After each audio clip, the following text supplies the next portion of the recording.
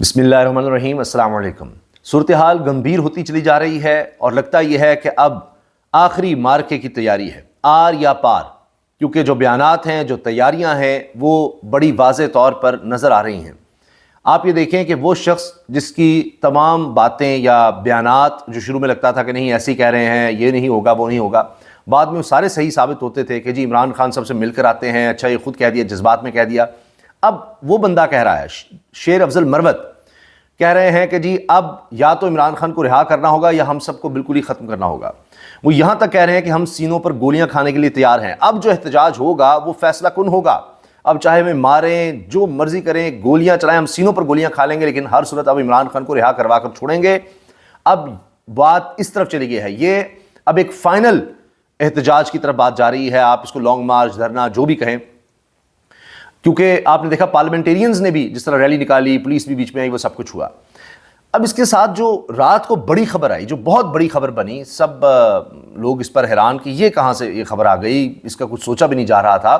عمر ایوب صاحب کا اگر اسمبلی میں بیان آتا ہے تو ساتھ یہ خبر آ جاتی ہے کہ چیف الیکشن کمشنر اچانک ملک چھوڑ کر چلے گئے ہیں، اچانک۔ اب اس بارے میں پوری ڈیٹیل کے ساتھ بات کی ہے فہیم اختر صاحب نے، بڑے زبردست رپورٹر ہیں اور الیکشن کمیشن کے حوالے سے سب سے اوتھینٹک خبریں آپ کہہ سکتے ہیں، اندر کی خبریں ان کے پاس ہوتی ہیں۔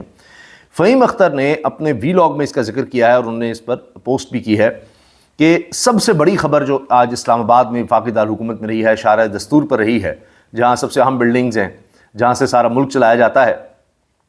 وہاں پر جناب ایک اہم ترین شخصیت چیف الیکشن کمشنر اچانک پاکستان سے بیرون ملک چلے گئے ہیں، اور یہ کہا جا رہا ہے جی پہلے وہ دبئی گئے ہیں، پھر وہاں سے آگے کسی اور ملک جائیں گے۔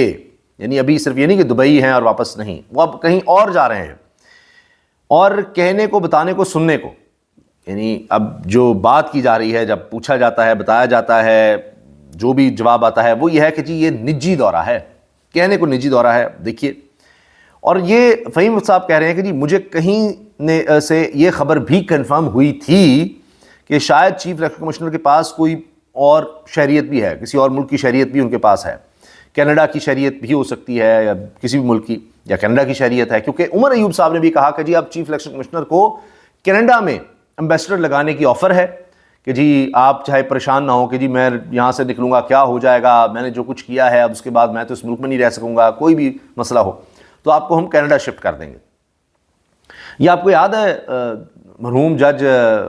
ارشد ملک، انہوں نے بھی یہ بات کی تھی کہ جی مجھے یہ شریف خاندان آفر کرتا رہا کہ جی آپ کو ہم باہر سیٹل کر دیں گے، آپ کے پورے خاندان کو کر دیں گے، آپ عمران خان کو رہا کریں، اور کبھی دھونس دھمکی سارا کچھ ہوتا رہا۔ تو اب چیف الیکشن کمشنر صاحب جو کر چکے ہیں، اس کے بعد تو ظاہر ہے کہ یہ بھی لگتا ہے کہ شاید وہ ملک چھوڑ کر چلے جائیں۔ اب آپ اس کے ساتھ یہ دیکھیے، عمر ایوب صاحب نے کہا ہے کہ جی 20 سیٹوں کا کہا گیا ہے کہ ری کاؤنٹنگ میں دوبارہ ری کاؤنٹنگ کر کے جہاں پر مارجن کم ہے وہاں ہمیں ہرایا جائے گا۔ اب دیکھیے نا وہاں پر کیا ہو رہا ہے، ریجیکٹ کیے جا رہے ہیں، یعنی جو جیت چکا ہے اس کے وہاں پر اب کیا جا رہا ہے۔ پہلے دیکھیے نا جس طرح یہ سارا فارم 45 والا سارا سین ہوا، سارے پکڑے گئے، سارا کچھ ہوا، اب نیا واردات کا طریقہ یہ ہے کہ جی ری کاؤنٹنگ کریں اور اس میں بیک کھول کر جو تحریک انصاف کو ووٹ ملے ہوئے ان پر ڈبل سٹیمپ لگا کے ان کو ریجیکٹ کر دیں، اور اس کے بعد جناب یہ 20 حلقے جو ہیں اس طرح سے کیے جائیں۔ عمر ایوب صاحب نے کہا ہے، اور اس کے بدلے میں کہ جی چیف الیکشن کمشنر کو لگا دیا جائے امبیسڈر کینیڈا میں، اور ویسے بھی بڑی اہم شخصیات جو ہیں یہاں سے ملک چھوڑ کر چلی جاتی ہیں، باہر سارے اپنے بچوں کو سیٹل کرتے ہیں، جائیدادیں بناتے ہیں۔ جب جو ملک چلانے والا خاندان ہے وہ یہ سب کچھ کریں گے تو پھر یہی ہوگا۔ تو اب یہ حلقے اور پھر اس کے بعد جناب چیف الیکشن کمشنر کا باہر جانا۔ ایک اور چیز آپ دیکھیے کہ جج محمد رشید صاحب جو عمران خان کے خلاف کیس سنتے رہے توشہ خانہ کا، تو اس میں بھی وہ یہ کہتے رہے کہ جناب میں اب کیس نہیں سن سکتا، میری بس ہو گئی ہے، تو چھٹی کی انہوں نے اجازت مانگی۔ کہیں ہوتا ہے کہ سارے کام تو کر دیے ہیں، اتنا کچھ کر دیا ہے اب اور کیا کریں، اتنے غیر قانونی کام کر دیتا ہے بندہ، اس کے بعد کہتا ہے جی بس کر دیں اب اور میرے سے نہ کروائیں۔ تو اب وہ ستور بھی گرفتار ہیں، وہ بھی یہ کہہ چکے کہ جی انہوں نے کہا کہ میں کیا منہ دکھاؤں گا، اور قریبی ذرائع کو یہ کہتے رہے اور فلاں فلاں اب مجھے اور مزید نہ کروائیں، لیکن پھر بھی ان کو واپس آ کر عمران خان کو سزا سنانی پڑی، ان کی چھٹی کی درخواست منظور نہیں ہوئی، پھر انہوں نے سزا سنا دی، پھر وہ چھٹی پر چلے گئے ریٹائرمنٹ تک، اور اگلا جو کیس تھا وہ اب بھی وہ چل رہا ہے، وہ توشہ خانہ کا معاملہ، تو جی اب وہ کوئی اور سنے، میری بس ہو گئی ہے۔ تو خیر اب یہ چیف الیکشن کمشنر کا چھپ تو نہیں سکے گی بات، اب جس طرح یہ فہیم صاحب نے بتا دیا کہ ملک چھوڑ کر وہ فی الحال چلے گئے ہیں، بیرون ملک چلے گئے ہیں، اور ابھی دوسرا یہ کہ جی نجی دورہ کہا جا رہا ہے کہنے کو، ساتھ شہریت کی بھی بات وہ کر رہے ہیں، لیکن وہ کہتے ہیں جی الیکشن کمیشن ذرائع سے معلوم کرنا چاہیے یہ بات، تو انہوں نے یہ کہا کہ جی پرسنل معاملہ ہے، آپ کو اس بارے میں بتا نہیں سکتا۔ اور اب یہ ایک طرف صورتحال ہے، تو کیا مشکل حالات بننے والے ہیں؟ کیا جس طرح سے مزید سختی کا کہا جا رہا ہے وہ سب چیزیں ہو رہی ہیں؟ تحریک انصاف پر ابھی اور سختیاں ہوں گی اور گرفتاریاں ہوں گی، لیکن ہم یہ دیکھ رہے ہیں کہ اب زیادہ تر لوگ جو کارکن ہیں وہ تو رہا ہو چکے ہیں، کچھ رہ گئے ہیں۔ کیا دوبارہ نیا کریک ڈاؤن ہوگا، نئے سرے سے سارا کچھ ہوگا؟ کیا ملک اس کا متحمل ہو سکتا ہے؟ کیونکہ ابھی آئی ایم ایف سے معاملات، اور اس میں آئی ایم ایف 2 دفعہ کہہ چکا ہے، جو کہ اس طرح آئی ایم ایف کبھی نہیں کہتا کہ جی آپ اسٹیبلٹی لے کر آئیں ملک میں، استحکام لے کر آئیں۔ چین جیسا ملک یہ کہہ چکا، دیگر دوست ممالک یہ کہہ چکے، تو کیا اس کریک ڈاؤن سے ملک میں استحکام آ جائے گا؟ مشکل لگتا ہے، ناممکن لگتا ہے۔ اب علی امین گنڈا پور کی شہباز شریف سے ملاقات، وہ بھی اسی تناظر میں آپ دیکھ لیجئے، تو یہ دونوں ٹریک کے ساتھ ساتھ چل رہے ہیں۔ اور کیا صرف اسی صورت میں تعاون ہوگا جب کہ عمران خان کی رہائی ہوگی؟ کیونکہ اب شیر افضل مروت نے یہ کہہ دیا ہے، ان کے الفاظ یہ ہیں کہ اب جو احتجاج ہوگا اس میں یا ہمیں بالکل ختم کر دیں یا عمران خان کو رہا کر دیں، اس سے کم کچھ نہیں ہے۔ ہم اپنے سینوں پر گولی کھانے کے لیے تیار ہیں، ان کو چاہیے اس دن سے ڈریں جس دن ہم روڈوں پر نکلیں گے، اور پھر چاہے قیامت ڈھا دیں، جو مرضی کر دیں، لاشوں کے ڈھیر بھی بچھا دیں، ہم تب بھی نہیں رکیں گے۔ اب بات عمران خان کی رہائی پر ہی جا کر ختم ہوگی۔ عمران خان سے ملاقاتوں پر پابندی نہ ہٹائی گئی تو اڈیالہ جیل کے باہر بھی احتجاج ہوگا۔ اچھا، پھر جناب راجہ ناصر عباس صاحب مجلس اتحاد المسلمین کے سربراہ، وہ کہتے ہیں اگر پی ٹی آئی کی لیڈرشپ نے ملک میں احتجاج کی کال دی تو ہم بھرپور ساتھ دیں گے۔ تو اس طرح سے آپ دیکھیے نا، یہ قوتیں بھی ساتھ آ رہی ہیں، دیگر لوگ بھی ساتھ شامل ہو رہے ہیں۔ پھر شاہنامہ گلزار صاحبہ نے یہ بات کہی ہے، یہ مہر صاحبہ کے شو میں غالباً، بلکہ یقیناً ان کے شو میں انہوں نے کہا ہے کہ جی ہم وہی بات دہرائیں گے جو عمران خان نے کہا ہے۔ عمران خان نے فال آف ڈھاکہ پر لیکچر دیتے ہوئے ہمیں کہا کہ میں کبھی پاکستان کے ٹکڑے نہیں ہونے دوں گا۔ ہم کتنے عرصے سے عمران خان سے ملاقات کر رہے ہیں، ہمارے جانے سے کیا الرجی ہو گئی، ملاقاتوں پر پابندی کا ڈرامہ کر دیا گیا، تو یہ عمران خان سے ملنے نہ دینا، یہ بات بڑی بگڑ رہی ہے۔ لانگ مارچ کی تیاری، حکومت نے عمران خان سے علی امین گنڈا پور سمیت تمام رہنماؤں کو ملنے سے روک دیا کہ اب یہ لانگ مارچ اور احتجاج، اس کی چیزیں نہ طے ہو سکیں، سینٹ کے معاملات نہ طے ہو سکیں، اس لیے جناب عمران خان سے مل نہ سکے۔ اور پھر اس پر جناب یہ بھی کہا جا رہا ہے، شیر افضل مروت اور اسد قیصر نے بات کی میڈیا سے، عمران خان سے ملاقات پر جو پابندیاں لگائی گئی ہیں وہ آئین و قانون کی کھلم کھلا خلاف ورزی ہے، یہ جیل رولز اور جیل مینول کے خلاف ہے، ہم اس کی شدید الفاظ میں مذمت کرتے ہیں۔ پارلیمنٹ کا اجلاس ہے، وہاں ہم اس معاملے کو اٹھائیں گے، یہ انہوں نے کہا۔ پھر دوسری طرف یہ کہا جا رہا ہے کہ جی عمران خان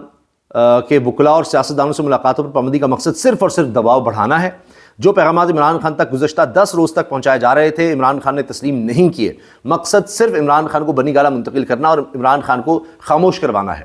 1 سال کی خاموشی اور پھر تماشا دیکھ، لیکن اب تک عمران خان کا ایک ہی جواب ہے، ایبسلیوٹلی ناٹ۔ یہ زبیر علی خان کہہ رہے ہیں جناب، یہ جرنلسٹ ہیں، اردو نیوز جی این این سے وابستہ رہے، جاگ کیپٹل ٹی وی سے بھی وابستہ رہے، اور اس وقت نہیں deputy editor reporting view news جو ڈیجیٹل پلیٹ فارم ہے اس کے لیے۔ تو اب دیکھنا یہ ہے کہ ابھی تک اس کا مطلب بات چیت چل رہی ہے کہ جی 1 سال کے لیے بس، اس کے بعد پھر ہم کچھ جنرل الیکشنز کروا دیں گے، یہ باتیں ہوتی رہی ہیں۔ تو دیکھنا ہے کہ کیا ہوگا، کیونکہ اس حکومت سے یا اس سیٹ اپ سے تو معاملات سنبھل نہیں رہے، سنبھلیں گے نہیں۔ آنے والے دنوں میں آپ دیکھ لیجیے گا، میں آپ کو آج آگاہ کر رہا ہوں کہ صورتحال بڑی گھمبیر ہو رہی ہے، اوپر سے یہ سارا معاملہ۔ ایک اور چیز جو بڑی ہائی لائٹ ہوئی، بڑی عجیب و غریب، کہ جی سمجھ نہیں آئی، پشاور ہائی کورٹ میں لارجر بینچ 5 رکنی بینچ کیس سن رہا ہے، اور اہم ترین کیس ہے تحریک انصاف کے مستقبل کے حوالے سے، کہ جو مخصوص نشستیں ہیں وہ ملنی یا نہیں ملنی۔ وہاں پر جناب پیپلز پارٹی کے فاروق نائک پہنچ گئے، موجودہ سیٹ اپ اور جو سیٹ اپ چلتا جا رہا ہے سسٹم، اس کے اٹارنی جنرل پہنچ گئے، انہوں نے کہا نہیں یہ تو سنی اتحاد کونسل یعنی تحریک انصاف جس میں شامل ہوئی ان کو مل ہی نہیں سکتی، سوال ہی پیدا نہیں ہوتا، یہ ساری ہم نے اچکنی ہے۔ تو اب وہاں پر تحریک انصاف کے وکیل ہی نہیں پیش ہوئے۔ اب قاضی انور صاحب اتنے ضعیف ہیں، وہ گئے، انہوں نے کہا جی مجھے تو پتہ ہی نہیں، مجھے تب بتایا گیا ہے، مجھے تیاری کرنی ہے، مجھے تھا کہ شاید بیرسٹر علی ظفر آئیں گے یا بابر روان آئیں گے، انہوں نے آنا تھا، اب دونوں ہی نہیں آئے۔ تو 5 رکنی لارجر بینچ نے کہا ہم نے اور کیسز بھی سننے ہوتے ہیں، لارجر بینچ بیٹھا ہے، ہم ان کا انتظار نہیں کر سکتے، تو آئے نہیں، کوئی اس شہر میں بھی نہیں، کوئی وجہ بھی نہیں بتائی کیوں نہیں آئے۔ پھر علی ظفر صاحب سے جب بات ہوتی ہے جرنلسٹ کی، تو وہ کہتے ہیں جی مجھے تو اس میں پیش ہی نہیں ہونا تھا، اس میں تو بابر روان کو پیش ہونا تھا۔ اب یہ جو سارا ان کا لیگل پینل ہے اتنا بڑا تحریک انصاف کا، اس میں کیا ڈسپلن نہیں ہے، کیا مسئلہ ہے، ایک دوسرے پر ڈال دیتے ہیں، کھینچا تانی ہے، کیا ہے؟ یا سیٹیں لے لیں یا اپنا معاملات سیدھے کر لیے اور اس کے بعد اب یہ جو قانونی پہلو ہیں ان کو نظر انداز کر دینا ہے؟ تو یہ تو اب سینٹ کے الیکشنز کا بھی معاملہ ہے، اس میں ان کی سیٹیں اور کم ہو جائیں گی تحریک انصاف کی، اگر مخصوص نشستیں کسی اور کو دے دی جاتی ہیں، ایک تو ہیں کسی کو نہ دی جائیں، تحریک انصاف کہہ رہی کم از کم یہی کر دیں، تحریک انصاف کو نہیں دینی تو یہ اب باقی چیزیں مینیج ہو رہی ہیں، پشاور ہائی کورٹ مینیج نہیں ہو رہی، اور وہیں پر جا کر آپ نہیں کر رہے تو پھر پشاور ہائی کورٹ میں یہ کہا گیا کہ جی پھر ہم اسٹے ہی ختم کر دیتے ہو، تو قاضی صاحب نے کہا، جو بڑے سینئر وکیلوں نے کہا جی پھر تو معاملہ ہی ختم ہو جائے گا۔ تو پھر یہ کہا گیا پشاور ہائی کورٹ کی طرف سے 5 رکنی بینچ میں یہ ریمارک سامنے آیا کہ جی جو ہے اٹارنی جنرل ہے یا فاروق اجتماعی پیپلز پارٹی ہیں، ان کا ہم کیس سن لیتے ہیں۔ فاروق اجتماعی صاحب سے بھی پوچھا گیا جی آپ کی کتنی سیٹیں ہیں، کتنی جیتی ہیں، کتنی مخصوص نشستیں ملی ہیں؟ کہتے ہیں مجھے بھی کچھ پتہ نہیں ہے۔ ویسے پیپلز پارٹی کو ایک الیکشن میں سیٹ جیتی ہے اور 2 ان کو جناب مخصوص نشستیں مل رہی ہیں، کمال ہے، ویسے دنیا کی تاریخ میں ایسا نہیں ہوا ہوگا، لیکن جو 90 سیٹیں جیت رہے ہیں ان کو ایک بھی نہیں دے رہے۔ تو یہ صورتحال ہے، تو یہ تحریک انصاف کو ان چیزوں پر توجہ دینی ہوگی۔ باقی ایک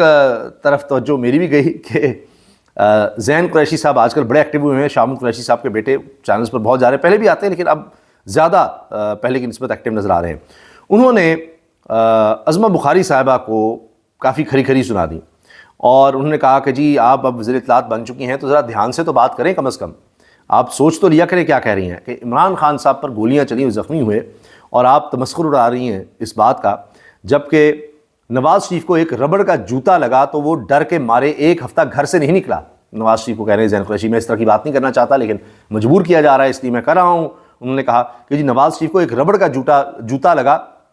تو ڈر کے مارے 1 ہفتہ گھر سے نہیں نکلا تھا۔ آپ وزیر اطلاعات بن چکی ہیں، آپ کو زیب نہیں دیتا کہ آپ سابق وزیر اعظم عمران خان پر قاتلانہ حملے کا مذاق اڑائیں۔ یہ انہوں نے بات کی ہے جی زین قریشی صاحب نے۔ تو یہ چینلز پر اب یہ بھی گرما کری ہونی ہے۔ تو تحریک انصاف جو ہے لگتا ہے کہ وہ عمران خان صاحب جس طرح کہتے ہیں کہ جی وہ پیچھے نہیں ہٹنا اور خوف میں نہیں آنا، تو وہ اب چینل پر بھی نظر آ رہا ہے۔ اور عظمہ بخاری صاحب آج تو خیر وہ جو مریم صاحبہ نے 2 کروڑ 73 لاکھ کا بل بنا دیا اس غریب قوم پر، وہ مرسڈیز گاڑی کے کچھ چیزیں ہونی ہیں جی، ٹائر تبدیل اور وغیرہ، اس کا اب دفاع آج انہوں نے کیا۔ سب سے زیادہ ان کا کام اور زیادہ وقت اسی چیز پر گزرا۔ تو یہ اس وقت جناب ملک کی صورتحال ہے کہ چیف الیکشن کمشنر صاحب چلے گئے ہیں ملک سے، اور اب دیکھتے ہیں کہ اس میں کیا ہوتا ہے۔ عمر ایوب صاحب کہہ رہے ہیں جی ان کو لگایا جا رہا ہے ایمبیسڈر، اور اس چکر میں سارا کچھ ہو رہا ہے، ساری واردات ڈالی جا رہی ہے۔ وارداتیں تو اس ملک میں ہو رہی ہیں لیکن اس واردات ڈالنے میں ملک کا کباڑا ہو رہا ہے، معیشت کا کباڑا ہو رہا ہے، عوام کا کباڑا ہو رہا ہے۔ لیکن تمام جو عہدیدار ہیں بندر بانٹ میں لگے ہیں، کس کو کیا مل رہا ہے، وزارتیں، سینٹ، فلاں، کس طرح چینچا تانی کرنی ہے، کس طرح جناب فوکس سارا صرف یہ رکھنا ہے کہ تحریک انصاف کا کیا کرنا ہے، بس اس کے علاوہ اور کہیں فوکس آپ کو نظر ہی نہیں آئے گا، کوئی اور بات نظر نہیں آئے گی۔